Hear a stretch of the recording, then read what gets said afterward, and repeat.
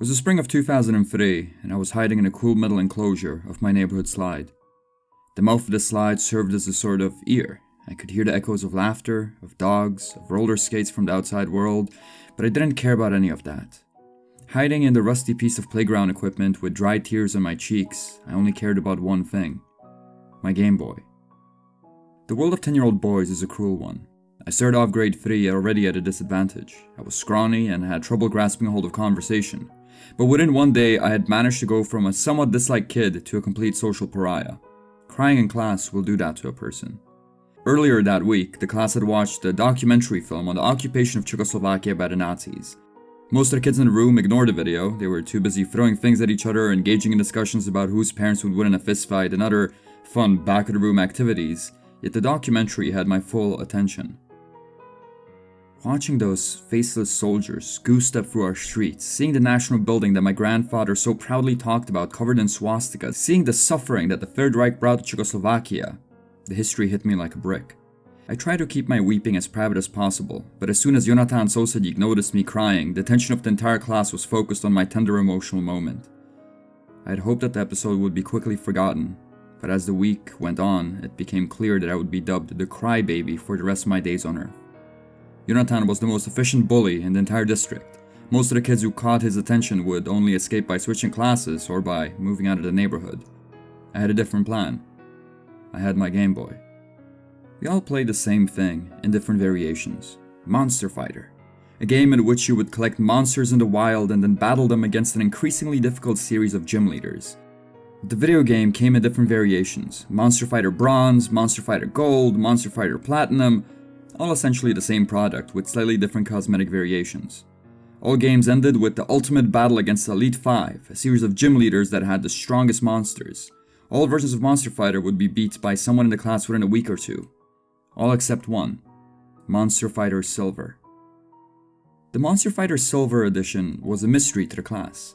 Whilst other versions of the game could be beaten with enough willpower and tactics, Monster Fighter Silver was impossibly difficult. The game was far too punishing. The gym leaders were far too strong. No one had even gotten to the battle with the Elite 5. Jonathan claimed he had an uncle who helped design the game. After 2 weeks of everyone in the class attempting to beat Monster Fighter Silver, Jonathan announced that his uncle had specifically designed the game to be unbeatable. I knew that if I could defeat the Elite 5 and prove Jonathan wrong, I could reclaim my rightful spot on the fringes of the third grade social order. All I needed to do was focus on the game. The inside of the slide provided a perfect escape from my mother's nagging and my stepfather's booming voice. Sitting on the edge of the slide, hidden in its metal covering, I could focus. I was tapping away at my Game Boy, preparing my monsters for the fight of their life, when I noticed I wasn't alone. Behind me, hanging onto the ladder of the slide, was a boy of no older than 6. He stared at me out of the darkness with big blue eyes. "Hello," he said. "Hi," I replied, turning my attention back to the Game Boy. The kid gave off an uneasy vibe. A tan button-up shirt with suspenders, a news cap over his blonde locks. He looked like something straight out of Oliver Twist. "Do you want to play with me?" he asked, holding up a football made of stitched leather. "I have a ball," he added, once he noticed most of my attention was on the screen. "No," I replied, not looking up from my Game Boy. I was already an outcast. Being seen playing with a baby would further worsen my standing within the social life of the 3rd grade. From the corner of my eye, I could see the kid's face drop. I hoped that he would leave, but he persisted. "What are you doing?" he asked, trying to get a peek over my shoulder. "Playing Monster Fighter," I replied, shifting away from him so that he couldn't see my screen. He wasn't getting the hint. The kid hung on to the ladder and kept on watching me. "Hey kid, shouldn't you be going back to your parents? You're a baby," I finally said, in my best impression of Jonathan's tone. "My parents died in the war," the kid said without much emotion in his voice. I looked away from my screen and into those blue eyes. They seemed to be welling up with tears. I had heard on the news that the Americans had invaded some Arab country in order to take away their nuclear weapons. I imagined a young blue-eyed couple wearing turbans running away with hands full of plutonium before getting gunned down by Uncle Sam. I took pity on the kid. "Want to watch me play Monster Fighter?" I sighed. The kid's eyes lit up. "What's Monster Fighter?" he asked, crawling closer to me. There was a twinge to his accent. He was obviously foreign. Everyone knew what Monster Fighter was around these parts. I explained the game in broad strokes and let him sit down next to me. He tucked his letter ball into the corner of the metal enclosure and watched me play with utter fascination. "The future is beautiful," he whispered as he took in the digital monsters on the screen. It was as if the kid had never seen a video game. Every time something on the screen moved, he let out little gasps of fascination. He kept on asking questions. Every aspect of the game was coated with bewildering mystery for him. Regardless of his strange distractions, however, I managed to play well. By the time my mother called me home for supper, I had managed to get past the Cave of Challenges, the same cave that Jonathan claimed his uncle designed to be unbeatable. I was going to prove him wrong. I could taste my newfound status as the guy that could beat the unbeatable. "Who are you talking to?" the kid asked as I put my cell phone in the pocket of my shorts. My mom. I have to go to dinner now, I replied. The kid took a while to process this idea. He seemed perplexed by my cell phone. "Can I borrow your game? I promise I'll return it," he finally said with hope in his eyes. I laughed. My Game Boy was my most prized possession. There was no way that I was going to let some strange industrial-era London kid borrow it.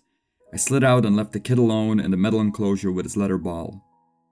I went to school the next day proud of my Monster Fighter achievements. I left, with my cheeks covered with a new trail of tears. Jonathan did not take kindly to my victory in the Cave of Challenges. As soon as he got word that I was showing off my progress, he snatched away my Game Boy. Between every class, I would weep and beg for him to give me back what was rightfully mine, but Jonathan refused. It wasn't until the end of the day, when other members of the class started to suggest that maybe Jonathan was keeping the game away from me because he was scared of my skills, that he relented. When all my classmates were starting to head back home, Jonathan came to me, delivered a powerful slap to my face, and then gave me back my Game Boy. I thought that maybe the physical punishment was the only thing that he could dole out, but Jonathan kept his most cruel abuse secret. I was in the metal hiding space above the slide when I noticed it.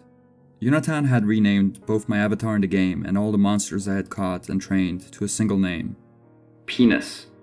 The digital humiliation stung worse than the slap. Yet, after a couple of minutes of crying, I gathered my strength and persevered. There was a way out of this torture, even if it meant that I would have to battle the Elite Five with a team of monsters named after genitals. I tried to focus on the game. There were still plenty of challenges left for me and my monsters, yet there was something that kept on distracting me. It wasn't the sounds of the outside world, those echoes of joy and playfulness that came in through the mouth of the slide I was used to. It was something else. It was a smell.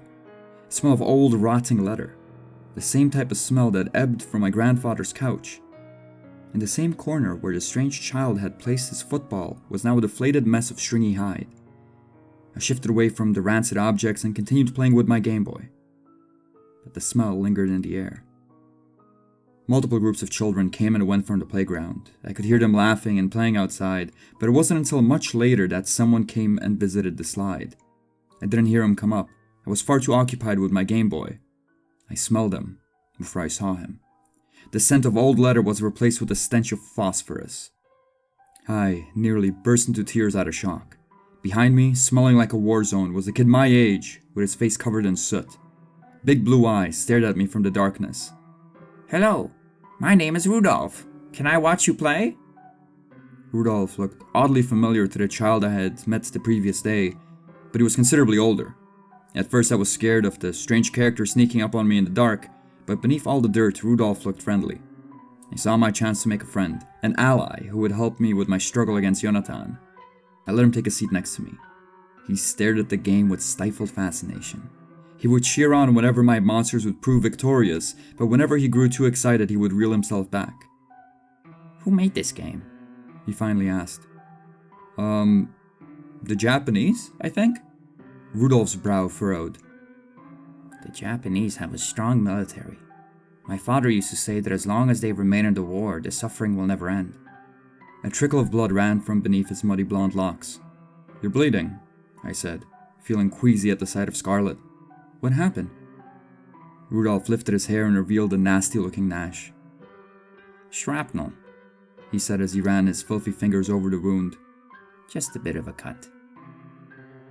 I didn't know what shrapnel was, so I just laughed. He laughed as well. I felt like I had a friend. "Why is the word penis written all over the screen?" he asked after our moment passed. At first I was reluctant to tell him the truth, but I knew that if I was going to gain more allies in my fight against Jonathan, I would have to be honest. I told Rudolph about my struggles. "He's a fascist," Rudolph said after I finished off my story. His voice was cold and filled with anger. "I hate fascists." Me too, I said, not knowing what a fascist was. I was just happy that someone else disliked Jonathan. "Fascism is like a suicide cult. They will fight and oppress and kill the other until there is no other. Once the other is destroyed, the fascists will fight among themselves." Rudolph recited the words as if they were not his own. All his cheeriness was gone. I felt like I was sitting in the dark with someone who had struggled against these fascists his entire life. The only way a fascist can be destroyed is by his own kind. If you make Jonathan seem weaker than his friends, less than his friends, they will eat him alive. How do I do that? I asked, my chest puffing up with hope. Tell him that he is the weakest in his group. Only slightly stronger than you, only a couple steps away from your own frailty. A fire danced in those blue eyes. It lit a torch in my soul. A plan started to formulate in my mind. Rudolph had given me the keys to redemption. I saved the game. If he was to make any mistakes, I did not want to set back my progress towards fighting the Elite Five, but I also wanted to thank Rudolph. I had seen the way that he looked at the Game Boy. Do you want to try the game? I asked, knowing the answer. Rudolph's brow shot up in surprise, sending another trickle of blood down to his eyes. Really? Yeah, we're friends. Friends share things, I said, pretending I knew what it was like to have a friend. Rudolph held the Game Boy in his dirty hands as if it was a newborn. He tenderly pressed on the buttons to make the character move around. With each press he would pause, take in what had happened on the screen and shake his head. The future is beautiful, he whispered as he got into the game. We sat in the metal prison of the slide for over an hour in near silence. The only thing he could hear was the choked MIDI music of the Game Boy and Rudolph's occasional gasps of excitement whenever a monster fight went well. His first couple of battles went rather poorly, but as soon as Rudolph grasped the mechanics of Monster Fighter, he played with the tactics of a military strategist. Side by side, we managed to defeat 3 gym leaders, proving victorious in our fight against the Elite Five seemed only to be a question of time. But then the Game Boy screen went dark. The batteries had run out. It was way past my curfew. My mother and stepdad wouldn't necessarily be worried about me, but they would definitely be angry that I had disobeyed them. I made plans to meet with Rudolph in the playground the next day. We could stay out longer then. My stepdad was always more relaxed with the curfew on Fridays because that's when he would drink. Rudolph was sad to see me go, and that made me the happiest boy in the world. I had finally made a friend. School next day was a game changer. Jonathan had started his usual routine of berating me in front of his friends, but this time, instead of ignoring him and arguing back, both of which were likely to get me hit, I simply agreed with him on all his assessments. Yes, I was a weak crybaby. Yes, I was the wimpiest kid in class. Yes, I was the only kid that Jonathan could pick on because of his own scrawny frame. The last truth puzzled Jonathan and caught the attention of his goons. Jonathan raised his hand to hit me, but I simply reminded him that hitting me would underscore his status as the second weakest kid. He didn't hit me. In fact, Jonathan left me alone for the rest of the day. His friends left me alone as well. They were too busy sizing Jonathan up. After school, I sprinted to the playground, excited to share the news of my victory with Rudolph. But he was nowhere to be found. I sat outside of the slide, seeing 2 full games of basketball play out on a nearby court before I crawled into my metal safe space. The inside of the slide never felt emptier. The leather smell was gone. Only a smudge of gross remained where the ball used to lay. The play and laughter of the outside world echoed through the walls like a poor facsimile of joy. I kept on telling myself that maybe Rudolph had simply forgotten about me, or that something had gotten in his way, but deep inside, I knew that he abandoned me. I turned up the muffled MIDI music on the Game Boy and tried to focus on my Monster Fighter game.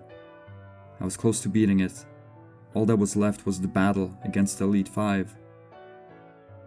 Yet the battle proved to be impossible. I tried over and over again to match the strength of even the first of the Elite Five gym leaders, but my monsters simply weren't good enough. I simply wasn't good enough. I started to think that maybe Jonathan was right. Maybe Monster Fighter Silver was never meant to be beaten. That's when I smelled him. It was a dirty smell, a combination of sweat and pus. It came so quickly I couldn't help but to spin around in search of its source. Hanging on the ladder to the slide was a vagrant. His clothes were ripped and his face was caked in dirt. One big blue eye stared at me. The other side of his face was covered in stained bandages. "Do you need help defeating the Elite Five?" asked the strange man. I instinctively pulled back to the edge of the slide. The man moved up the ladder to be closer to me. "Don't be scared," he said. "It's me, your friend Rudolph." But it wasn't Rudolph. It clearly wasn't Rudolph. The stranger must have been at least 20, but the state of his bandages made him look ancient. I moved closer to the slide, hoping to make my escape, but the man grabbed me by my arm. His hands were covered in cuts. "I'm your friend. Please, let me play," he said, moving inside of the metal enclosure. Suddenly the space felt a lot less empty. Suddenly my metal safe space became terrifying. I tried to break free of his grasp, but his grip was too strong. I waved my little fists around, but they were no match for his adult body. He kept on pleading with me to let him play. He kept on saying that we could defeat the Elite Five together, but his words were washed out by my panic. I flailed around as he tried to pull me from the slide. I broke the fighting code of a playground. I scratched his face. The bandages came off swiftly, covering my fingers with a thick layer of pus. The stench of rot grew as it was given more room to breathe. Beneath that filthy cloth was a heinous, yellowing scar that led all the way down to a bloody eye socket. The man screamed in agony as he grabbed his bleeding face.